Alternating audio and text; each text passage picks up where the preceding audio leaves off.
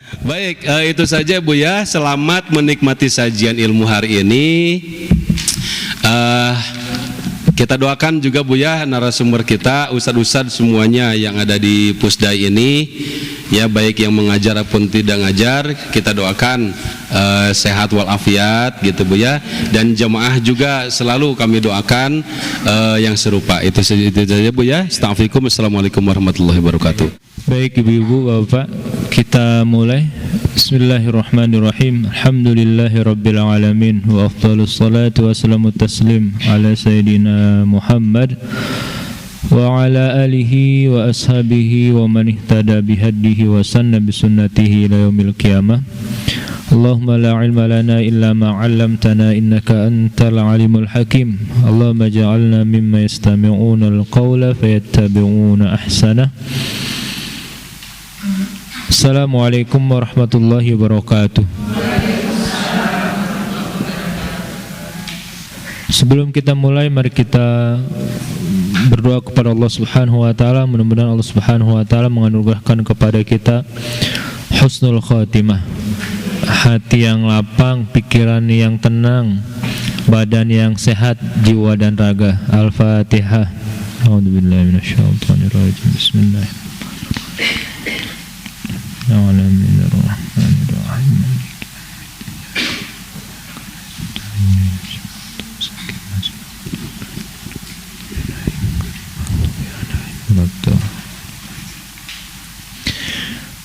Mudah-mudahan anak-anak kita, keturunan kita dijadikan Allah Subhanahu wa taala keturunan yang soleh dan solehah, yang berbakti kepada keluarga, kepada orang tuanya, dan bermanfaat untuk keluarga dan masyarakatnya. Al-Fatihah. Bismillahirrahmanirrahim.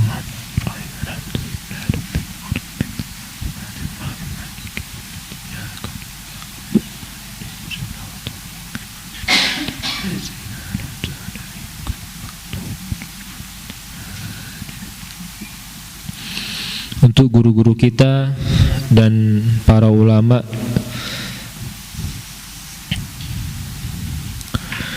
dan orang-orang yang mengajarkan kepada kita ilmu, mudah-mudahan Allah Subhanahu wa taala merahmatinya dan kita dikumpulkan bersama mereka semuanya. Al-Fatihah.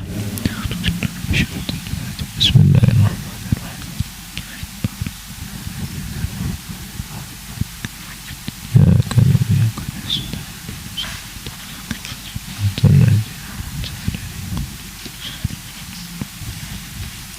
Baik. Bismillahirrahmanirrahim. Kita lanjutkan Bapak Ibu semuanya yang rahmati Allah Subhanahu wa taala. Sebelumnya kita sudah bahas ayat 1 sampai 5. Kita masih dalam surat Al-Alaq. Oke, untuk merefresh kembali ingatan kita yang minggu lalu.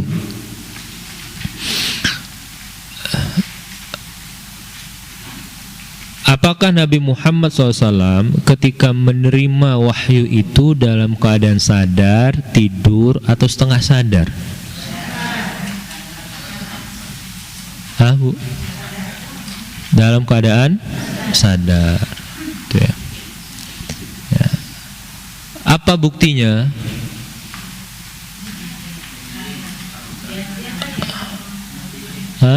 Buktinya apa? Nabi Muhammad SAW itu menerima wahyu dalam keadaan sadar. Buktinya apa?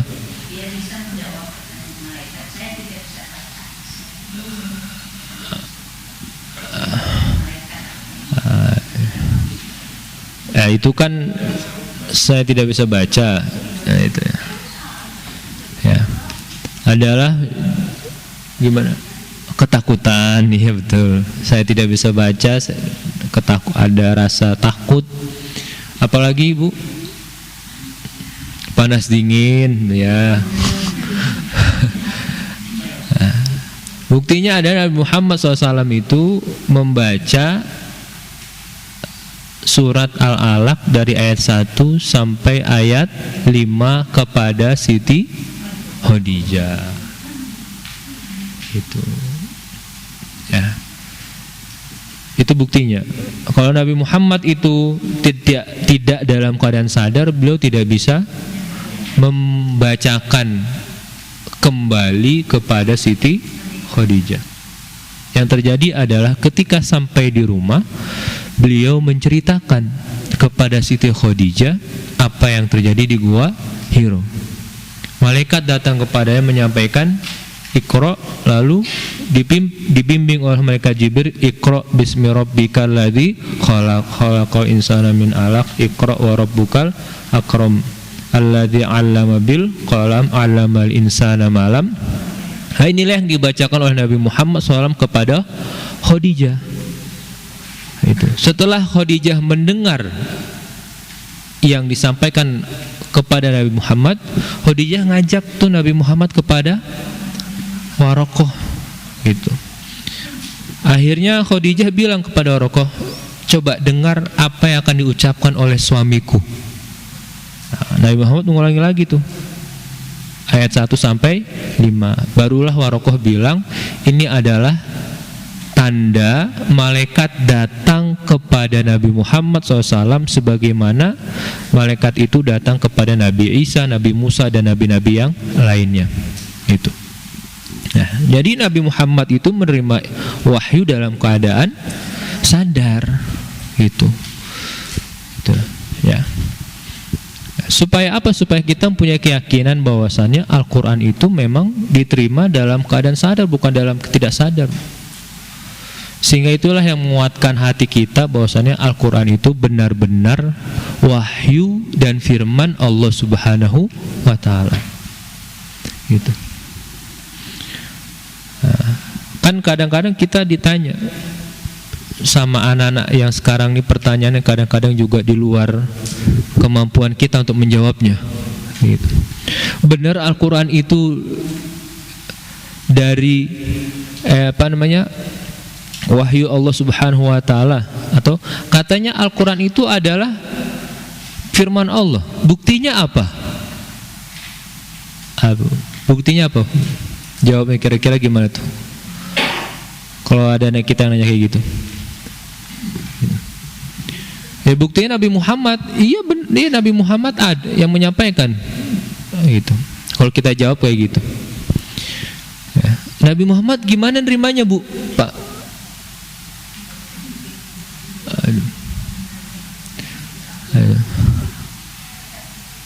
Bagaimana caranya itu? Nah, ini kan pertanyaan-pertanyaan ini yang kadang-kadang membuat kita ada keraguan. Kalau kita sih yakin gitu sebagai orang tua, karena sudah ada keyakinan yang lama, terus sudah ada tambah pengetahuan, ilmu dan sebagainya, kita yakin. Tapi kalau anak-anak kita itu gitu, bagaimana menanamkan keyakinan kepada mereka itu yang menjadi PR kita kan. Nah, itulah ya. Jadi Nabi Muhammad SAW itu menerima dalam keadaan sadar dan dibacakan oleh malaikat Jibril, dibimbing tuh Iqra itu sampai 3 kali, nggak bisa, baru Iqra bismi rabbikal ladzi sampai ayat kelima, baru beliau akhirnya pulang menyampaikan kepada Siti Khadijah apa yang terjadi di Gua Hiro. Lalu Khadijah mengajak Nabi Muhammad kepada Waraqah. Waraqah pun mendengarkan apa yang diucapkan oleh Nabi Muhammad. Dan akhirnya Waraqah bilang, ini adalah wahyu yang datang kepada nabi-nabi sebelum Nabi Muhammad. Itu. Kalau Waraqah bilang hadza namus. Namus itu bahasa lain. Jibril alaihissalam itu namus kalau bahasa dulunya. Ya. Nah,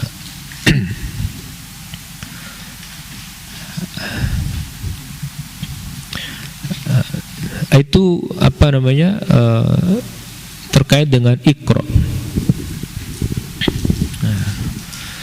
Lalu di ayat yang pertama juga Allah Subhanahu wa Ta'ala sampaikan Iqra bismi rabbikal ladzi khalaq. Gitu. Kenapa menggunakan kata bismi rabbika gitu? Karena orang-orang kafir Mekah, mereka juga mempunyai Tuhan dengan memanggil nama Tuhan-Tuhan mereka gitu. Maka ketika mereka berdoa, mereka menggunakan nama Bismi Lata, Bismi Uzza dan sebagainya. Maka Allah sampaikan kepada Muhammad sampaikan kepada mereka untuk mengucapkan nama Tuhanmu. Siapa Tuhanmu itu? Satu cirinya, yaitu adalah yang mempunyai kemampuan untuk menciptakan. Itu.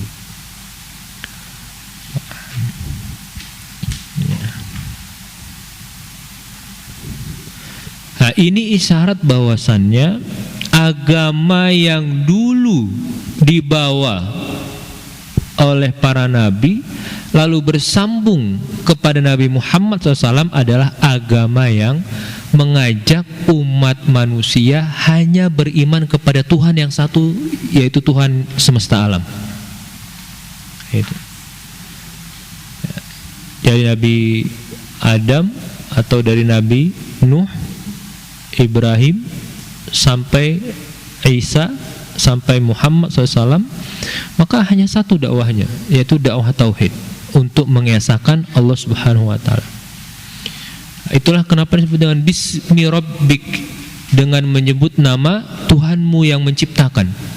Karena orang-orang Arab jahiliyah, mereka ketika tawaf di Ka'bah, mereka mohon berdoa dengan menggunakan nama Bismillah, nama Tuhan-Tuhan mereka yang disembah itu. Nah, Tuhan-Tuhan yang mereka jadikan sesembahan itu tidak mempunyai kemampuan sebagaimana Ismu Rabbika itu, sebagaimana nama Tuhanmu itu, yaitu kemampuan untuk menciptakan. Nah, itu ya.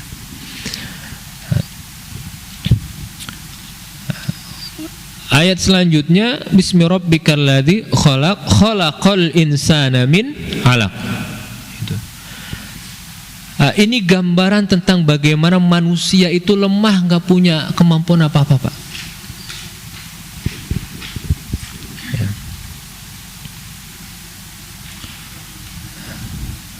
Dan semuanya itu bergantung kepada Allah Subhanahu wa taala.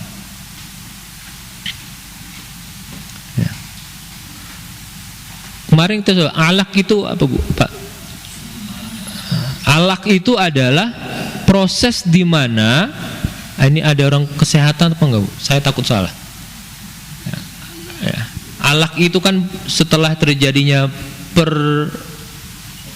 perseteruan antara air mani laki-laki dan itu. Kalau itu tidak tersentuh, maka tidak akan terjadi alaq itu. Maka disebutkan min alaq itu adalah proses pertama kali manusia itu terjadi. Penciptaan itu adalah dimulai setelah itu tadi. Spermanya laki-laki dan itu bertemu,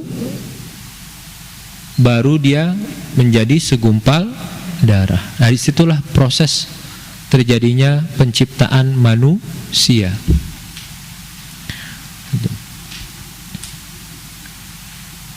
Siapa yang ngatur itu?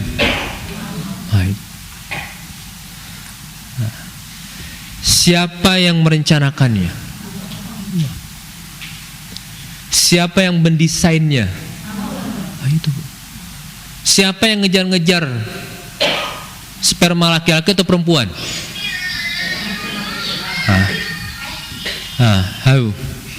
Siapa yang mengejar-ngejar, Bu? Siapa yang dikonsep untuk mengejar dan dikonsep untuk menunggu?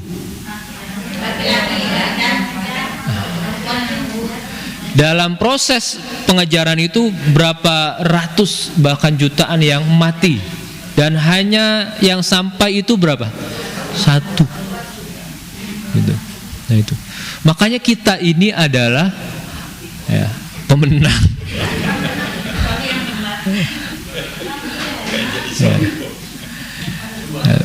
Juara. Kita ini adalah hasil dari serpihan-serpihan yang banyak itu, yang akhirnya tinggal satu itu. Yaitu didesain, bukan tanpa desain.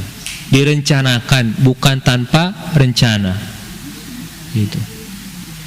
Maka kalau ada yang mendesain, kalau ada yang merencanakan, kalau ada yang merawat, ada yang memelihara, gitu, berarti dia maha segala-galanya. Dan itu menunjukkan bahwasannya manusia yang nanti keluar dari rahim ibunya itu kekuasaannya itu tidak ada bandingannya dengan yang merencanakan dari awal, mendesain dari pertama, merawat, menjaga sampai keluar menjadi manusia. Nggak ada apa-apanya. Gitu. Nah, maka ayat ini, surat ini itu menggambarkan tentang bagaimana kuasanya Allah Subhanahu wa taala terhadap alam semesta ini. Termasuk mendesain itu tadi. Nabi Muhammad SAW menerima wahyu di umur 40 di Gua Hiro, lalu proses dan sebagainya itu ya.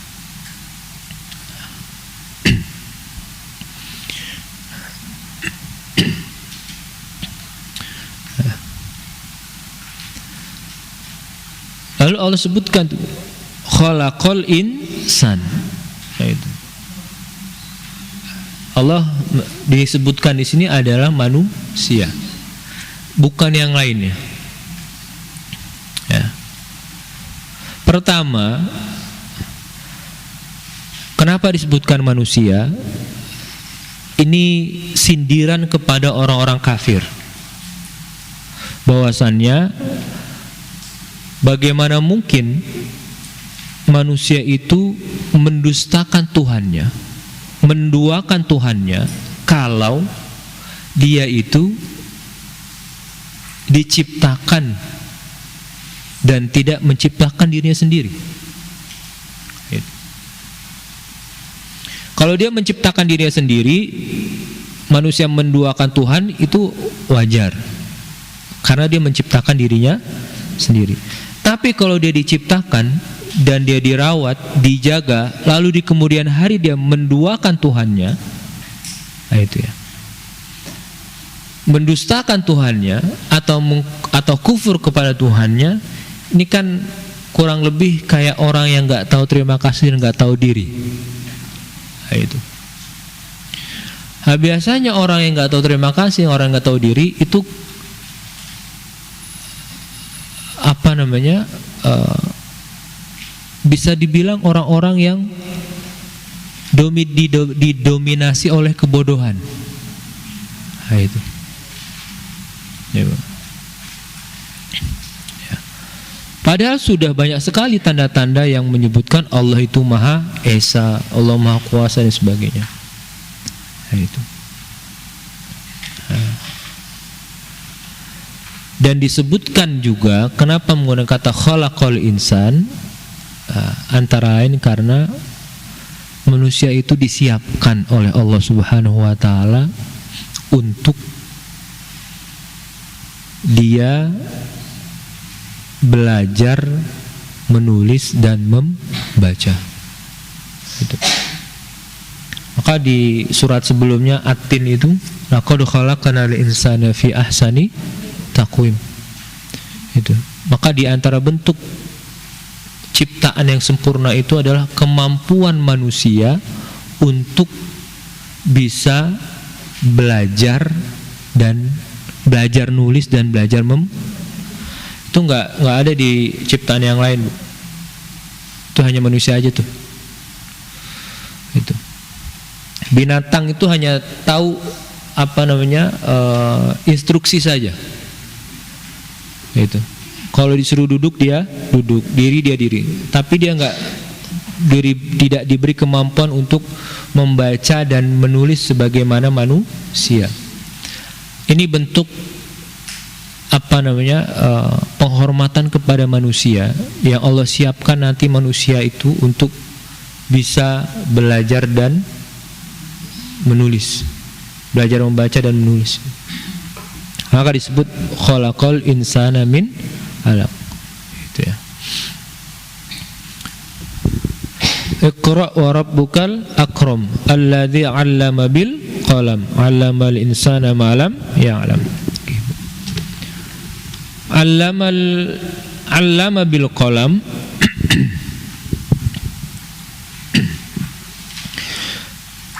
wajarnya manusia, lumrahnya manusia itu dia bisa baca dan tulis setelah belajar. Itu ya. Jadi tidak ada manusia yang di dunia ini yang tidak bisa menulis dan membaca, itu sebenarnya nggak ada, Pak. Karena Allah telah membuat dalam diri manusia, mendesainnya untuk kemampuan belajar, membaca dan menulis. Gitu. Jadi kalau ada di dunia ini yang tidak bisa membaca dan menulis, dia tidak menggunakan kemampuan yang Allah berikan kepadanya dengan maksimal, itu saja. Gitu. Ya. Maka tidak ada orang bodoh sebenarnya di dunia ini. Yang ada hanya orang yang tidak mau belajar membaca dan menulis, itu aja. Nah, lumrahnya manusia seperti itu. Tapi ada satu manusia, dia bisa baca tapi enggak belajar terlebih dahulu. Bisa baca tapi tidak belajar terlebih dahulu. Ada manusia kayak gitu. Siapa? Nabi Muhammad. Itu. Bahkan Allah kasih kemampuan kepada Nabi Muhammad yang itu tidak bisa dibuat oleh orang yang belajar membaca dan menulis. Sampai sekarang orang itu masih bingung untuk menandingi kemampuan ini. Dan di antara mukjizat Al-Quran sampai sekarang yang belum terungkap secara benar adalah Fawatihus Suwar, ayat-ayat pembuka Al-Quran yang disebut dengan huruful muqatta'ah itu, Alif Lam Mim Nun Yasin, itu sampai sekarang orang belum bisa mengungkap rahasianya itu apa. Padahal itu adalah bahasa yang diucapkan oleh orang Arab, mereka bisa tahu, mereka bisa membacanya. Nah, yang bisa membaca seperti itu adalah orang-orang yang telah belajar menulis terlebih dahulu. Tapi Nabi Muhammad bisa mengungkapkan tanpa belajar menulis dan membaca. Karena kalau kita lihat Alif, Lam, Mim, itu bacanya kalau dengan tanda baca itu apa, Bu? Apa? Alama kan? Tapi kenapa kita baca Alif, Lam, Mim? Itu. Iya, kenapa kita baca satu? Kenapa kita tidak baca tanda bacanya, tapi kita membaca hurufnya? Iya, pasti ada maksud. Itu. Ya. Karena orang yang bisa mengeja bacaan adalah hanya orang yang telah belajar membaca dan menulis. Itu. Mustahil orang bisa mengeja dia nggak pernah belajar dan menulis, itu mustahil. Kalau anak-anak kita yang kecil itu kita bilang, coba kamu sebut bintang, bisa nggak disebut bintang? Bisa. Tapi coba ejakan bintang, nggak bisa. Kalau dia sudah belajar, dia akan bisa B-I-N-T-A-N G, itu bisa karena dia sudah belajar. Nabi Muhammad dari dulu terkenal dia tidak belajar menulis dan tidak belajar membaca, tapi dia bisa mengeja.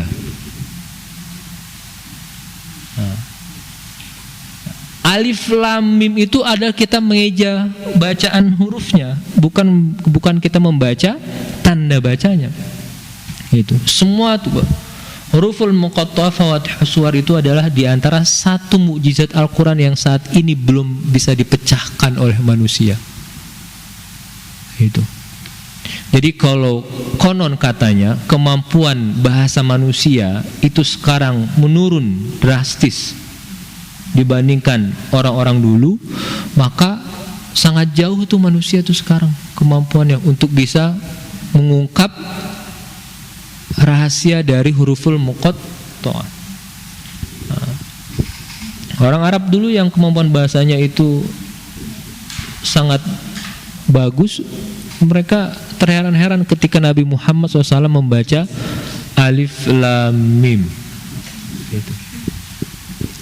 Kenapa? Karena ini adalah huruf yang biasa mereka ungkapkan, huruf yang biasa mereka utarakan, tapi Muhammad bisa mengungkapkannya.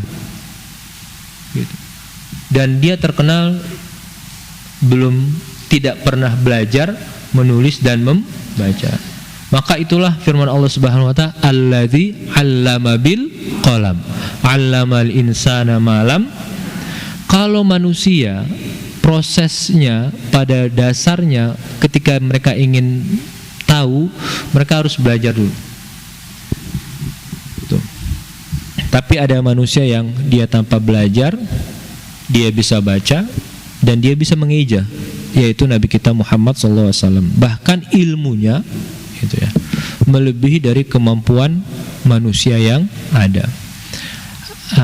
Artinya kalau Allah Subhanahu wa taala sudah merencanakan sesuatu, itu sangat mudah bagi Allah Subhanahu wa taala untuk merealisasikannya di dunia, Bu. Untuk mewujudkannya di dunia itu sangat mudah bagi Allah Subhanahu wa taala. Gitu ya. Boleh enggak kira-kira bagi Allah Subhanahu wa taala itu? Sah enggak bagi Allah Subhanahu wa taala, Bu, Pak? Kalau manusia biasa, mereka ingin tahu, dia harus belajar menulis dan membaca. Tapi manusia, seperti kalau Nabi Muhammad, dia tahu tanpa harus belajar menulis dan membaca. Itu boleh nggak kira-kira? Sah nggak? Ya sah-sah saja. Kenapa tidak boleh? Itu menunjukkan apa? Menunjukkan kekuasaannya. Itu dia yang pemegang kendali, dia memegang kuasa tuh. Itu. Ya. Dan allamal insana ma lam ya'lam itu juga mengisyaratkan bahwasannya manusia itu ketika keluar dari rahim ibunya mereka nggak tahu apa-apa. Gitu. Nah. Kapan mereka menjadi tahu? Mereka menjadi tahu nanti ya'lam, Bu. Coba allamal insana ma lam ya'lam. Pertama, manusia itu dia ketika lahir di dunia ini, pada saat itu dia nggak tahu apa-apa. Kemudian berjalannya waktu dia menjadi tahu. Nanti ada satu masa ya, manusia itu tidak akan tahu sama sekali meskipun dia hidup di dunia ini. Maka ada pepatah Arab itu dia menyebutkan satu bedilakal ayyamu ma kunta jahilan.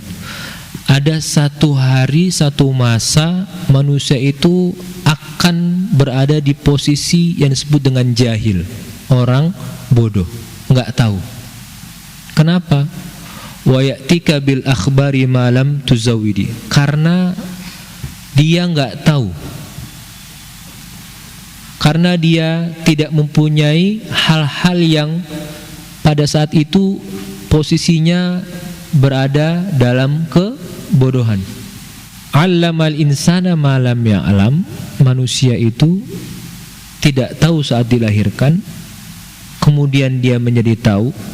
Maka satu masa dia akan ada di mana dia tidak tahu sama sekali tentang hal itu. Itu akan seperti itu terus menerus. Maka Allah akan mengajarkan terus menerus kepada manusia hal-hal yang baru. Itu. Maka sekarang banyak sekali penemuan-penemuan itu, yaitu tadi. Dulu manusia nggak tahu, Allah ajarkan manusia menjadi tahu. Ada penemuan apa? Manusia nggak tahu, dapat Allah ajarkan lagi dengan menulis, membaca dan sebagainya. Akhirnya dia tahu, ada penemuan lagi. Akan seperti itu. Nah, itu ya. Maka menulis dan membaca itu adalah cara Allah Subhanahu wa taala menerangkan kepada manusia ajaran agama ini. Itu. Maka para ulama itu termasuk ini, Bu, Pak. Ya. Ini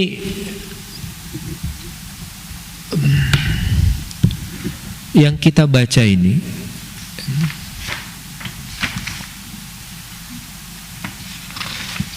orangnya udah meninggal dunia kurang lebih sekitar tahun 700 Hijriah.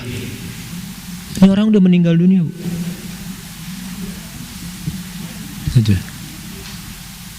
Ya, kurang lebih sekitar 700-600 Hijriah lah. Sekarang berapa? 14? Hah? 14, 4? Ya, kurang lebih sekitar 600 tahun yang lalu. Ya. Ini dan itu masih kita bisa nikmati saat ini. Itu. Maka agama ini penopangnya itu adalah bukan keinginan, ya, bukan kemauan, bukan hawa nafsu, tapi penopangnya adalah ilmu pengetahuan. Itu. Ya. Bahkan ibadah yang tidak didasari dengan ilmu itu bukan diterima, justru malah tertolak. Dan yang Allah angkat di dalam Al-Quran itu adalah orang-orang yang beriman, orang para syuhada, orang soleh, orang-orang yang berilmu. Ini aja yang di dalam Al-Quran itu yang disebutkan yang Allah angkat derajatnya, Pak. Gitu. Nggak ada orang-orang yang lainnya itu. Ya. Dan semua para nabi dan rasul yang Allah utus itu diberi bekal ilmu. Gitu. Begitupun juga Nabi Muhammad SAW itu Allah beri bekal ilmu. Gitu. Ya. Maka allamal insana ma lam ya'lam itu adalah isyarat bahwasannya manusia itu akan terus hidup kehidupannya ketika mereka tidak berhenti belajar. Gitu. Maka ketika manusia itu berhenti belajar, selesai sudah kehidupan manusia di dunia ini. Gitu. Ya.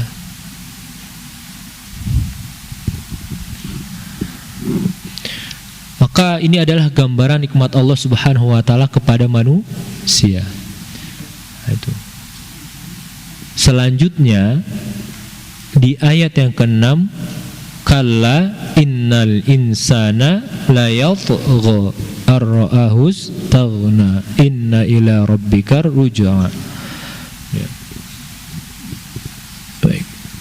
Ayat 6 sampai akhir ayat itu turunnya nanti kemudian hari, Bu, Pak.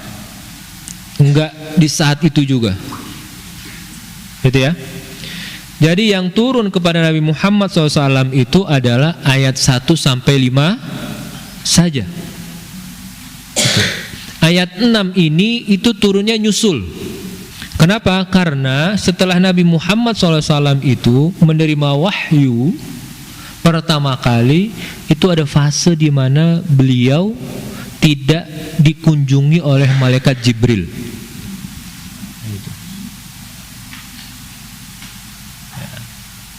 Ada fase di mana Nabi Muhammad tidak didatangi oleh malaikat Jibril.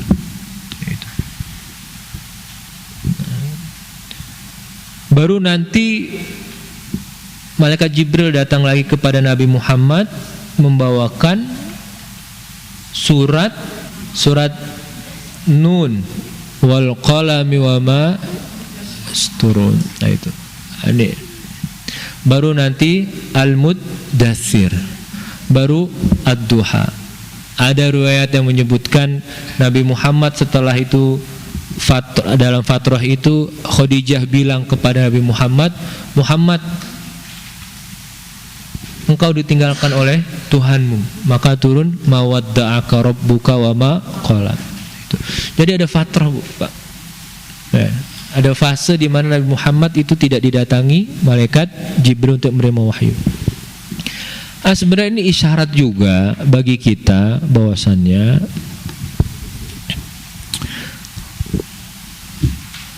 dalam hal apapun kalau terlalu sering itu nggak bagus.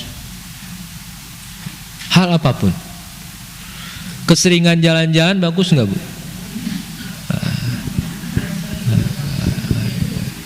Ya nggak bagus untuk dompet ya pasti, gitu. Itu pasti gitu. Itu. Kenapa kok keseringan jalan nggak? Karena hanya akan menimbulkan kejenuhan saja. Tidak ada gairah lagi. Maka segala sesuatu itu Allah buat dengan sempurna sekali. Jadi setelah Nabi Muhammad menerima wahyu, itu ditahan oleh Allah Subhanahu wa taala supaya ada rasa rindu, kangen dan lain sebagainya. Itu. Jadi ketika didatangi oleh malaikat Jibril, itu beliau sudah siap untuk menerima wahyu selanjutnya itu. Itu. Ya. Begitu juga kalau kita belajar apapun itu bentuknya, gitu ya. Ya. Maka ibadah juga seperti itu. Ya. Ibadah itu yang bagus apa? Yang bagus dikit tapi istiqomah kan. Itu ibadah yang bagus. Daripada kita habis-habisan sebulan 11 bulan kesananya, Allah alam bisawab gitu. Itu. Makanya kata Nabi itu saddidu wa qaribu. Saddi itu adalah tetap berada di jalan kebenaran, wa qarib itu ya bercobalah untuk mendekat itu. Gitu. Artinya apa? Pelan-pelan aja. Gitu. Salah satu ya ciri itu ya,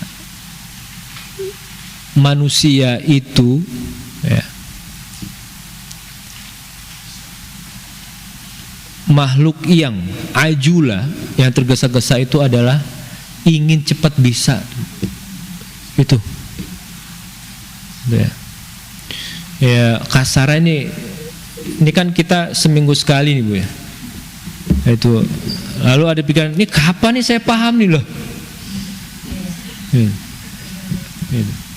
Itu nikmati saya seminggu sekali itu. Gitu. Ya. Maka nanti di hari-hari yang lain tinggal diulangi. Gitu. Itu tetap mengulangi itu adalah bagian dari waqo ribu, mendekat itu. Gitu.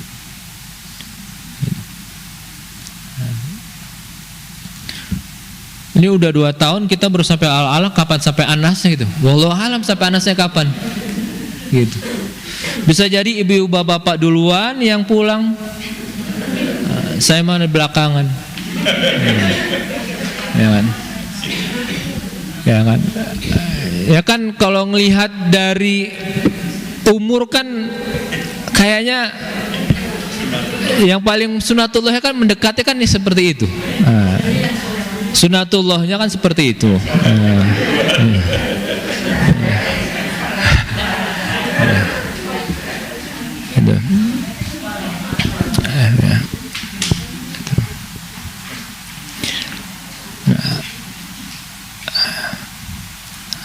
Nah, maka ayat ke-6 sampai akhir surat itu menurut para sebagian besar ahli tafsir, mereka menyebutkan ayat ini itu diturunkan untuk Abu Jahal. Itu. Jadi udah beda konteks, Pak. Itu. Kalau ayat 1 sampai 5 itu untuk Nabi Muhammad SAW, ayat 6 itu adalah untuk Abu Jahal. Itu. Maka kalla innal insana la yatgha ar-ra'ahu istaghna. Coba. Pertama, ayat ini itu mengandung ancaman bagi orang-orang yang kufur terhadap nikmat Allah Subhanahu wa taala dengan melakukan sesuatu yang melampaui batas itu. Apa hal yang melampaui batas? Hal yang melampaui batas itu adalah mensekutukan Allah Subhanahu wa taala. Ya. Togo itu artinya adalah yang pertama at-takabbur, sombong. Gitu ya. Itu bisa termasuk sombong itu togo. Maka kalau kita melihat dalam surat yang lain, orang-orang yang berperilaku togo itu sama seperti Firaun. Maka Nabi Musa Allah perintahkan kepada Firaun, Allah perintahkan untuk pergi kepada Firaun dengan idhab ila fir'auna innahu tagha. Wahai Musa, kamu pergi ke Firaun sana karena sesungguhnya dia sudah melampaui batas. Apa yang dilakukan oleh Firaun? Mengaku sebagai dirinya Tuhan. Itu. Kalau kita melihat ayat ini itu dibuka pertama dengan kalla, lalu dengan inna, lalu ada huruf lam, ya, la yatgha, itu ada beberapa kali penekanan. Jadi ada beberapa hal yang biasanya membuat kita itu berperilaku melampaui batas. Coba. Yang pertama, ar-ra'ahu staghna. Biasanya kalau kita itu punya materi berlebih, itu kecenderungan untuk melampaui batas itu lebih dominan, lebih besar. Gitu ya. Yang dimaksud dengan melampaui batas ketika kita punya materi itu adalah harta yang Allah diberikan kepada kita itu kita pergunakan untuk hal-hal yang dibenci oleh Allah Subhanahu wa taala. Itu dimaksud. Ya. Itu bermaksiat dan sebagainya. Ya. Biasanya kalau kita punya materi itu ada kemungkinan untuk melakukan hal-hal yang seperti itu. Ini kan kita nggak punya materi aja kita di sini, Bu. Saya rasa kalau ibu bapak punya materi banyak nggak di sini. Gitu. Mohal Ustaz, mohal. Gitu. Pasti kemana gitu. Ya. Gitu. Ya karena kita pas-pasan saja. Ya. Itu biasanya manusia seperti itu, Pak. Kalau dia punya materi yang lebih dari cukup, itu kemungkinan untuk togonya itu lebih besar. Itu yang pertama. Yang kedua, ketika manusia itu mempunyai kekuatan, apapun itu kekuatannya, selanjutnya ketika manusia itu mempunyai kedudukan itu. Nah, kalau ada tiga hal ini nih menyatu di dalam diri manusia, itu lalu tidak dibarengi dengan rasa ubudiyah kepada Allah Subhanahu wa taala, udah. Ya model-model kayak Abu Jahal itu mungkin ada di dalam diri kita. Makanya yang sering membuat kita lalai dari Allah Subhanahu wa taala itu apa?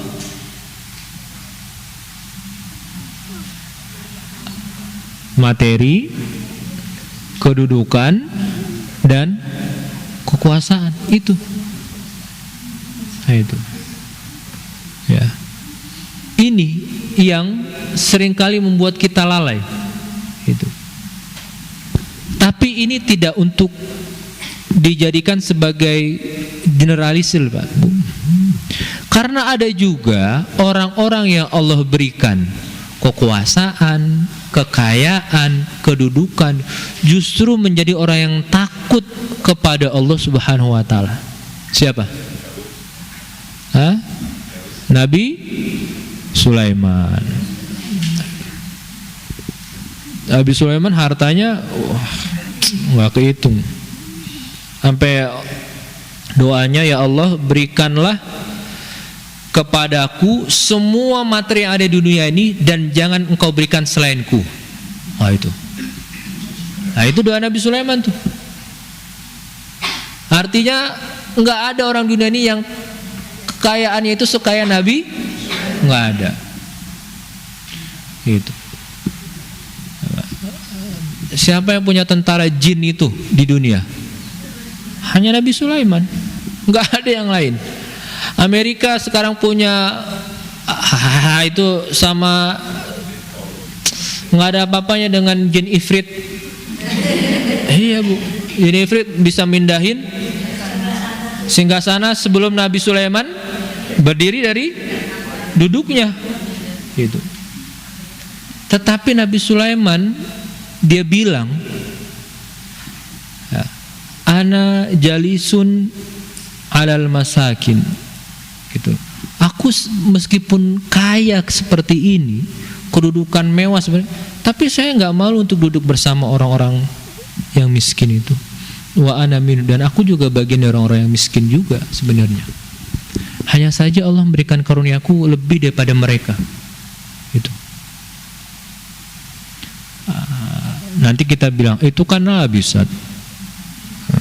Iya Nabi. Coba orang biasa ada nggak? Ada bu. Ada orang biasa. Abdurrahman bin Auf. Itu orang paling kaya di kota Madinah. Itu. Kalau barang dagangannya datang ke kota Madinah, itu dalam sejarah itu mencatat dari pagi sampai maghrib itu nggak kelar-kelar kafilah dagang itu datang ke kota Madinah. Itu. Bahkan setelah beliau meninggal, ya, itu hampir semua penduduk kota Madinah itu mendapatkan bagian dari hartanya dan itu nggak habis. Ya. Artinya manusia itu memang ada potensi ketika dia punya harta, punya kekuasaan, punya kedudukan untuk melenceng. Tapi nggak semuanya. Ada orang-orang yang dia mempunyai harta, materi, kekuasaan, justru menjadi orang yang paling takut kepada Allah Subhanahu wa taala. Kan celakanya kita nih. Bu, saya nggak ngomong, Pak. Gitu. Ya. Nah, biasanya yang menyebabkan seperti itu terjadi adalah kita ngerasa bahwasannya apa yang kita dapat hari ini itu adalah hasil dari pencarian kita sendiri, hasil dari usaha mati-matian kita.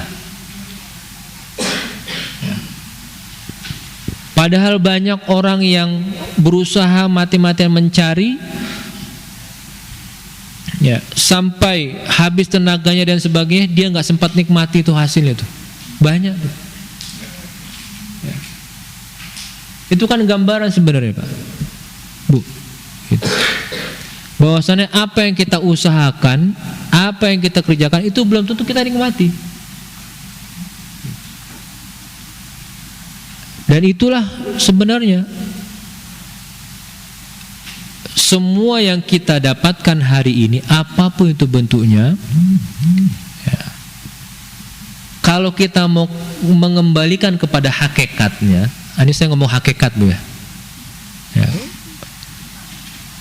Kalau kita mau mengembalikan kepada hakikatnya, maka dasarnya adalah semua dari. Tapi kalau kita mau berbicara dalam bentuk ikhtiar kita sebagai manusia, maka di sana ada yang namanya disebut dengan taufik. Allah memberi kemudahan kita untuk mencari rezeki yang halal, yang baik, itu. Gitu. Ya. Allah memberikan kita rezeki tanpa kita usaha. Itu. Sering Bapak dapat rezeki tanpa usaha? Sering. Hari ini dapat nggak? Dapat itu ibu itu. Masih kurang syukur apa lagi coba? Ya. Usaha ibu atau bukan? Ngeluarin duit enggak? Enggak. Bawa capek-capek enggak? Enggak. Tinggal minum makan? Iya. Itu. Itu yang sering membuat kita itu akhirnya kadang-kadang melampaui batas. Kita lupa bahwasannya apa yang kita dapati hari ini yaitu memang diantaranya adalah hasil ikhtiar kita. Hanya saja siapa yang memberi kemudahan itu? Siapa yang memberikan kita jalan? Siapa yang membukakan pikiran kita itu? Itu. Kalau kita mempunyai keyakinan dalam hati kita seperti itu, maka ketika kita Allah anugerahkan harta, kita nggak lupa. Allah menganugerahkan kita kekuasaan, kita gunakan untuk nolong orang. Allah memberikan kita kedudukan, kita gunakan untuk menolong orang lain. Gitu ya. Nah, dan yang terjadi dengan Abu Jahal seperti itu. Dia ngerasa dia adalah orang yang paling hebat di kota Mekah, orang yang paling kaya, orang yang paling punya kedudukan, paling kuasa, sehingga dia bilang seperti ini. Kalau Muhammad dia sholat di Ka'bah, saya akan injek lehernya itu. Itu. Maka Allah sampai ara'aital ladzi yanha. Ada orang yang dia diciptakan dari tanah, kok dia tiba-tiba sombong untuk melarang manusia menyembah Tuhannya. Itu. Siapa itu? Ya, Abu Jahal. Ya. Oke. Jadi ayat 6 sampai akhir itu diturunkan untuk Abu Jahal. Tetapi ayat ini juga berlaku untuk siapa saja yang mempunyai ciri-ciri perilaku seperti itu. Jelas ya?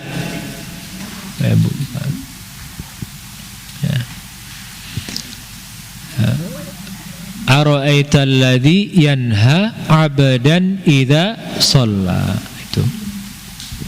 Nah, siapa yang ngelarang Nabi Muhammad untuk sholat itu? Itu adalah Abu Jahal. Nah, baik. Ada ungkapan yang sangat luar biasa ketika Allah Subhanahu wa taala gambarkan tentang ara'aital ladzi yanha 'abdan idza shalla. Lihat Bu Pak, di surat ini, di ayat itu Allah Subhanahu wa taala tidak menggunakan nama nabinya Muhammad dan tidak menggunakan statusnya yaitu nabi dan rasul. Tapi Allah memanggil dengan kata abdan. Nah, kenapa tuh? Hambaku. Nah, itu. Padahal abdan itu ditujukan untuk Nabi Muhammad, tapi Allah tidak memanggil namanya, tidak memanggil dengan statusnya Nabi dan Rasul, tapi memanggil dengan kata abdan. Nah itu. Siapa saja yang melarang hambanya sholat itu maksudnya bukan hanya Nabi. Ya itu bisa. Itu Pak. Itu diantaranya seperti itu. Maka yang pertama ini bukan hanya terkait Nabi Muhammad. Jadi siapapun orang yang melarang manusia untuk menyembah Tuhannya, dia masuk ke dalam kategori seperti perilakunya Abu Jahal. Itu. Ya. PKI. Ya. Yang kedua, Allah menyebut Nabi Muhammad SAW dengan kata abdan, itu menunjukkan tentang kesempurnaannya ubudiyah atau penghambaan Nabi Muhammad SAW kepada Allah Subhanahu wa ta'ala.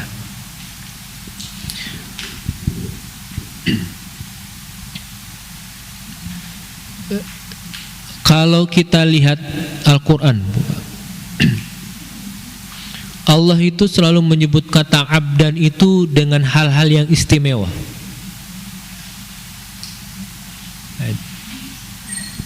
Surat Al-Isra, subhanalladzi asra bi'abdihi. Padahal yang dimaksud adalah Nabi Muhammad. Itu. Surat Al-Kahfi, alhamdulillahilladzi anzala ala abdihi. Itu. Lalu Allah gambarkan tentang sosok manusia yang sempurna. Maka Allah gambarkan wa ibadur rahman, hamba-hambaku yang pengasih itu. Itu. Lalu Allah gambarkan kepada manusia yang dia hatinya itu penuh dengan penyesalan dan pengakuan dosa. Maka Allah sandingkan kedekatannya dengan mereka. Maka Allah sampaikan wa qul li ibadi, Muhammad katakan kepada hamba-hambaku. Itu. Alladzina asrafu ala anfusihim, orang-orang yang mereka mengaku melampaui batas terhadap diri mereka masing-masing. Itu. Jadi kata abdun dalam Al-Quran itu adalah sebuah kata yang sangat istimewa. Gitu ya. Ya. Ya. Dan hampir semua kata abdun itu menunjukkan hal-hal yang positif dalam Al-Quran. Itu. Wa qul li ibadi yaqulul lati hiya ahsan. Muhammad katakan kepada hamba-hambaku, kalau dia nggak bisa ngomong baik, diam. Tapi kalau dia bisa berkata baik, maka hendaklah dia berkata yang baik-baik. Itu. Allah perintahkan bukan untuk manusia, tapi untuk hambaku. Itu. Maka hamba di sini adalah makom mutasyrif, yaitu makom Allah memuliakan Nabi Muhammad SAW. Gitu. Dan Allah ingin menggambarkan tentang betapa agungnya Nabi Muhammad SAW, sehingga Allah tidak menggunakan kata Muhammad, Nabi atau Rasul. Allah menggunakan kata abdan idza shalla. Itu. Karena itu menggambarkan apa? Keistimewaan Nabi Muhammad SAW. Abdan idza shalla.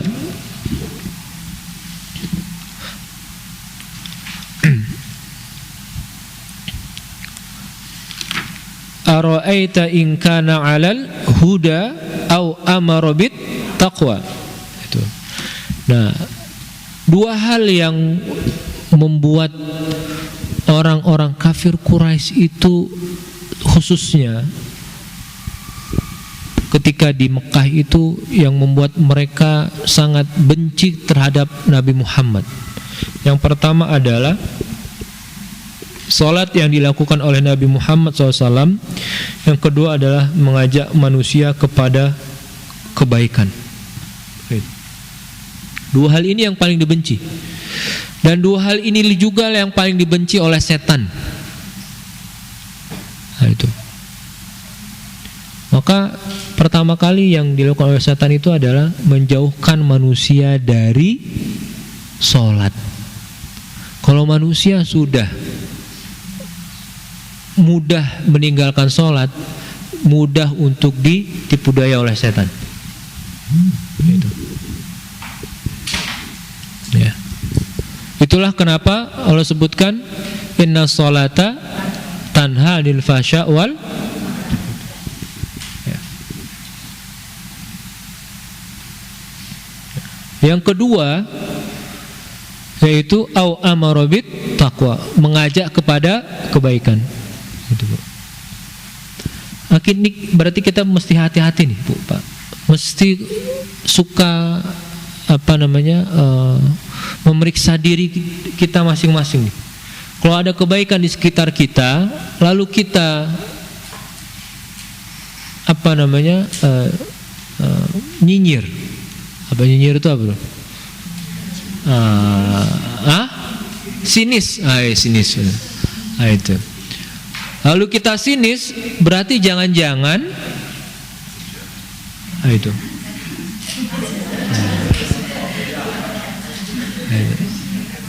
Karena itu yang di dua hal ini yang Allah sebutkan. Abu Jahal kesel kalau Nabi Muhammad itu sholat di depan Ka'bah, dan dia kesel kalau Nabi Muhammad mengajak orang kepada kebaikan, yaitu mengajak mereka untuk masuk dalam agama Islam.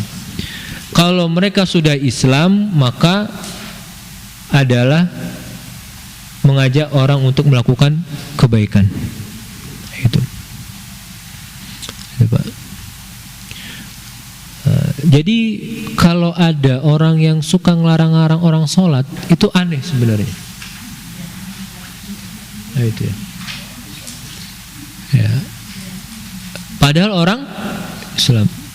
Kalau Abu Jahal pantas, karena dia benci kepada Nabi. Itu.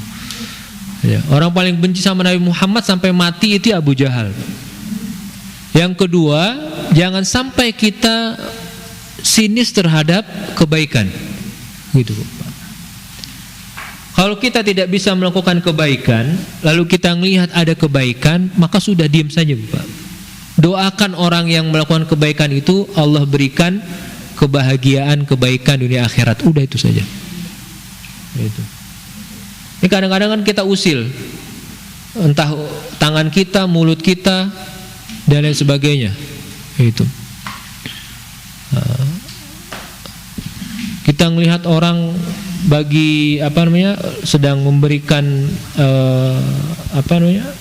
Jumat berkah gitu, dia nggak turun tuh dari kendaraannya, itu kita dibilang lihat sombong amat sih orang, nggak turun bagi-bagi. Loh, kenapa kita nggak ngambil posisi yang lain? Alhamdulillah ya, kewajiban untuk menolong saudara orang lain sudah di-handle oleh dia. Itu. Tapi yang kita lihat apa? Sombong amat orang. Nggak mau turun bagi-bagi. Loh, itu Pak. Ini jangan-jangan kita seperti ini. Kalau ngeliat kebaikan itu jadi seperti itu. Dan itu yang paling disukai oleh setan tuh. Itu. Dua hal inilah yang paling digemari oleh Abu Jahal CS itu. Itu ya. Menjauhkan orang dari sholat dan menjauhkan orang dari kebaikan. Ara'aita alladhi yanha 'abdan idza shalla au ara'aita in kana 'alal huda au amara bit taqwa kalla la illam yantahi lanasfa'am bin nasiyah. Itu. Nah, ini penekanan ya buat orang-orang yang tidak mau berhenti perilakunya seperti Abu Jahal. Kalau mereka tidak mau berhenti perilakunya seperti itu, maka lanas fa'am bin nasiyah. Itu. Ya. As-saf'u, Pak. As-saf'u itu ya, itu adalah ini saya menggenggam sesuatu lalu ditarik dengan keras-keras. Itu as-saf'u itu. Nasiyah itu adalah ujung kepala ini. Nah itu. Jadi peringatannya adalah ketika Abu Jahal dia nggak mau berhenti, maka nanti di dunia ataupun di akhirat dia akan diberlakukan sedemikian rupa. Dulu kalau misalnya bapak-bapak berantem itu, yang paling ditarik rambut ujungnya tuh. Nah itu.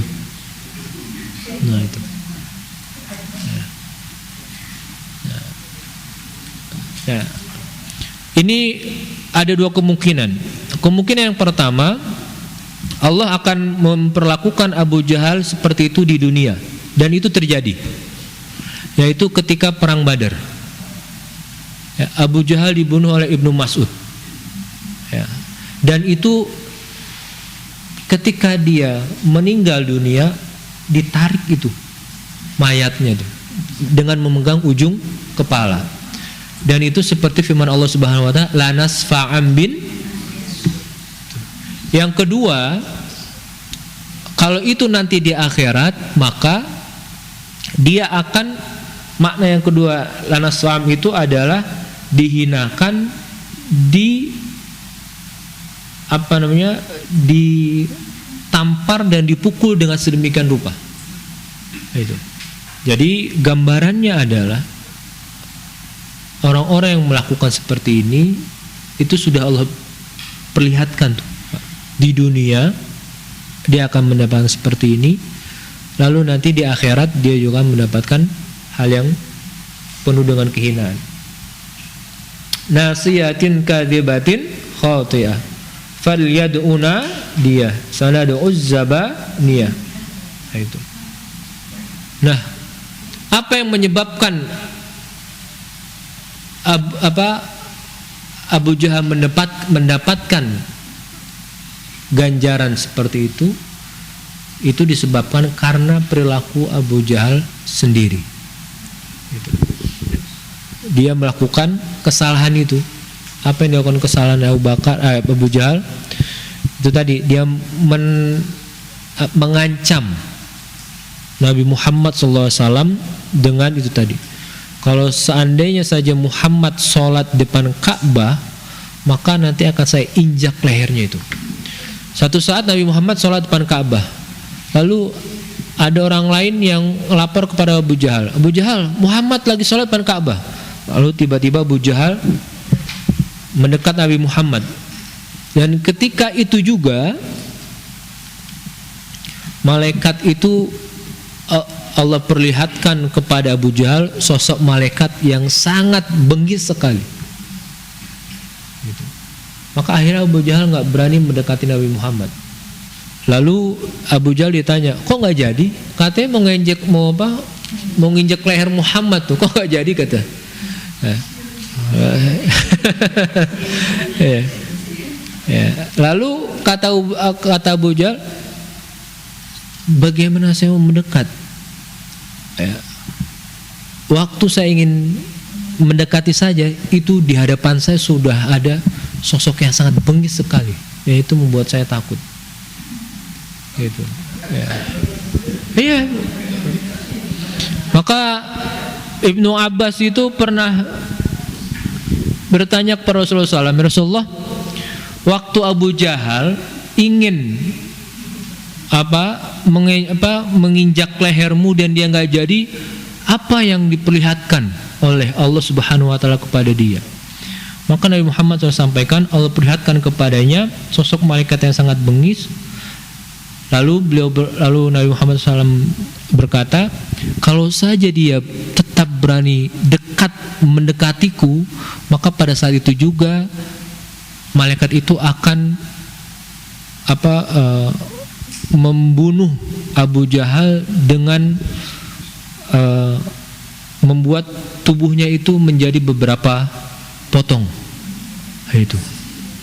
Nah, mutilasi gitu. Iya, ya itu. Nah, makanya Abu Jahal nggak berani dekat gitu. Gitu. Ya. Maka akhirnya Abu Jahal bilang, saya adalah orang yang paling banyak teman di kota Mekah. Maka falyad'una dia. Itu. Nadi itu adalah tempat di mana orang-orang kafir Mekah berkumpul. Itu disebut dengan Nadwa. Itu tempat itu. Nah, Nadiyah itu artinya adalah ketika orang-orang Arab mereka berkumpul di satu tempat, maka nanti Abu Jahal saya akan meminta pertolongan kepada mereka semua untuk membunuh Muhammad. Maka kata Allah, falyad'una dia sanad'uz zabaniyah. Oke, kalau Abu Jahal meminta pertolongan kepada teman-temannya, maka aku akan tolong Muhammad dengan Zabaniyah. Itu. Zabaniyah itu adalah malaikat penjaga, salah satu malaikat penjaga Jahannam, penjaga neraka. Itu. Ya. Gambarannya itu adalah kakinya itu menapak di bumi, palanya itu menapak di langit. Nah, itu gambaran kayak gitu. Dan kalau malaikat ini ingin memasukkan orang-orang kafir ke dalam neraka, itu diambil, langsung dilempar dengan sekuat-kuatnya. Nah, itu. Maka az-zabnu itu adalah melempar ke dalam dengan secara kuat-kuat. Nah, itu.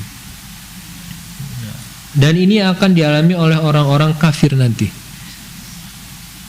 Mudah-mudahan kita nggak masuk ke sana itu. Beda dengan orang-orang penduduk surga. Apa yang disampaikan oleh malaikat penduduk surga? Salamun alaikum. Kalau malaikat penduduk surga itu ketika kita ingin masuk surga langsung sambut, selamat pagi Bapak Ibu. Nah, gitu. Kayak misalnya bapak bank-bank di BCA dan BS itu. Itu malaikat kayak gitu, Pak. Senang nggak disambut sama malaikat? Nah, itu salamun alaikum. Gitu. Nah, itu. Tapi kalau dengan penduduk dengan malaikat Jahannam itu gambarannya ada alaiha malaikatun ghiladun syidad la ya'sunallaha ma amarahum wa yaf'aluna ma yu'marun. Di malaikat mereka sudah bengis keras lagi. Gitu.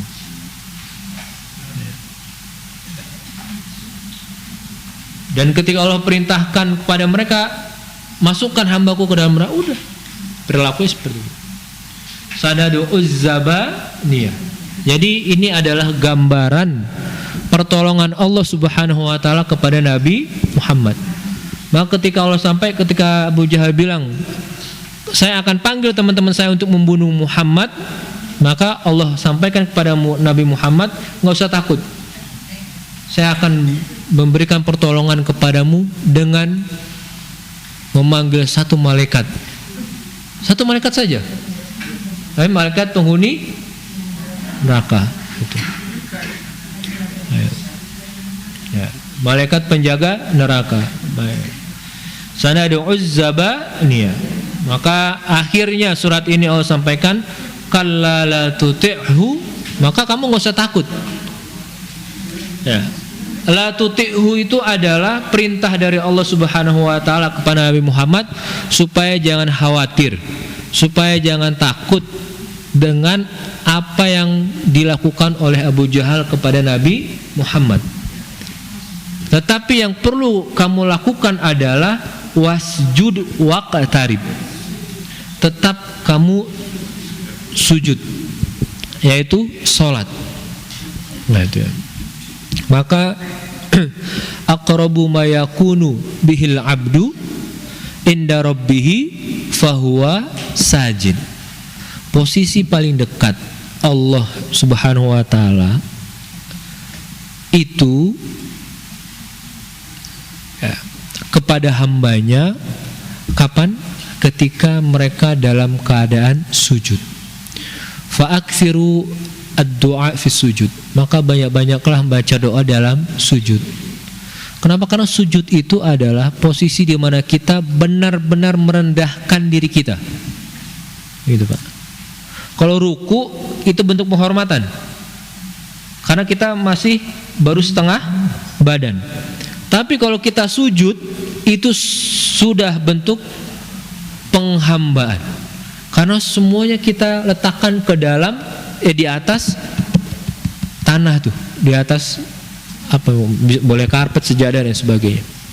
Kepala kita letakkan di bawah, kaki kita, tangan kita, itu semua kita letakkan di bawah. Itu adalah bentuk penghambaan yang paripurna.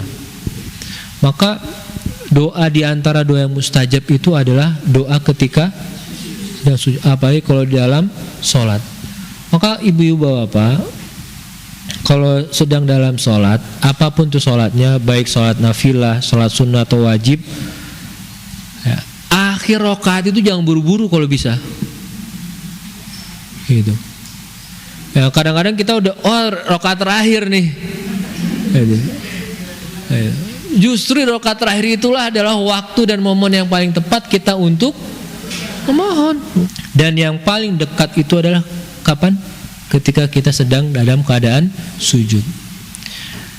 Dan salah satu tanda yang nanti tidak akan terkena api neraka dan akan sangat jauh dari neraka adalah orang-orang yang as-sajidin, orang-orang yang gemar untuk sujud. Dan yang dilakukan oleh Abu Jahal, orang-orang sepertinya, setan dan sejenisnya, adalah menghalangi manusia untuk sujud kepada Tuhannya. Itu yang dilakukan oleh mereka semua. Maka Allah perintahkan wasjud, maka tetaplah bersujud. Waqtarib. Nah, waqtarib itu artinya adalah mendekat dengan berupaya semaksimal mungkin. Itu. Ya, jadi kalau kita ingin mendekat kepada Allah Subhanahu wa taala, itu harus ada effortnya, Bu. Harus ada usahanya, baik dalam sholat maupun di luar sholat. Nah, maka di antara bentuk iqtirab, mendekatkan diri kepada Allah Subhanahu wa taala, itu adalah apa yang kita usahakan pada hari ini. Itu, Pak. Bapak, Ibu-ibu, ada usaha nggak ke sini? Itu di antara bentuk iqtaroba, mendekat dengan berusaha. Itu. Apa usahanya? Naik angkot, jalan kaki, keluar dari rumah sampai ke tempat dan sebagainya. Itu adalah bagian dari usaha. Nah, mendekat kepada Allah Subhanahu wa taala itu perlu diusahakan. Itu. Karena kalau kita nggak usahakan, kita hanya tamanni. Tamanni itu kita hanya berangan-angan saja. Itu. Ya. Kalau angan-angan itu yang kita nggak akan pernah sampai. Gitu. Dan Nabi Muhammad telah mencontohkan kepada kita bagaimana berusahanya beliau untuk mendekat kepada Allah Subhanahu wa taala. Gitu. Beliau adalah menjadi sosok orang yang paling suka sujud, paling lama sujud. Itu. Orang yang berusaha untuk selalu dekat kepada Allah Subhanahu wa taala. Ya. Maka beliau berusaha untuk tidak pernah hilang untuk mendekatkan diri dengan sholat kepada Allah Subhanahu wa taala. Ya. Sampai dengan istrinya juga. Itu. Ya. Sampai-sampai Aisyah itu cemburu. Ini Nabi Muhammad sholat terus kerjaannya. Itu. Ya. Sampai Aisyah itu, Bu, Pak, naruh kakinya itu di hadapan Nabi Muhammad SAW ketika beliau sholat. Saya yakin kalau Bapak masih muda, dulu istrinya naruh kakinya depannya lagi sholat, saya yakin nggak jadi sholat tuh.